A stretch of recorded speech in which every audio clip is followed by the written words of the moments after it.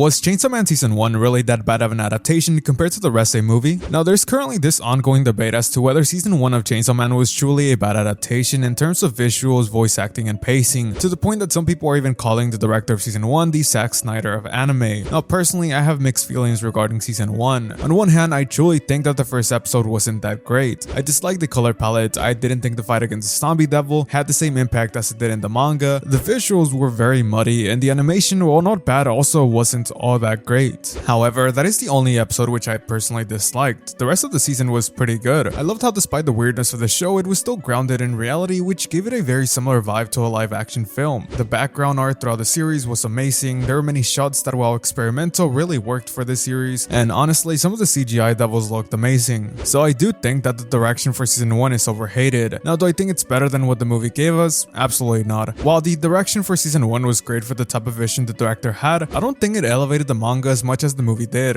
What Season 1 gave us was a different look as to what Chainsaw Man could look like under the scope of a Western live action film. I would consider Season 1 its own thing as opposed to being a direct adaptation of the manga. Now, there's also people who say that Season 1 and the movie aren't that different besides very small changes, which is just absolutely wrong. While yes, some of the key staff like the character designer and even the director for the movie worked on Season 1, there are some very obvious stylistic changes that were done from Season 1 to the movie. For one, the color palette is much more brighter and saturated, the designs for the characters aren't as detailed and instead are drawn to be more close to the manga's art style, the pacing was faster and the animation seems to be more dynamic and grand, and this not only applies to the fast action scenes but also to the very slow and subtle moments. So while I do think that Season 1 of Chainsaw Man is overhated, I also think that the movie was better as an adaptation, and hopefully they are able to stick with that style for future seasons.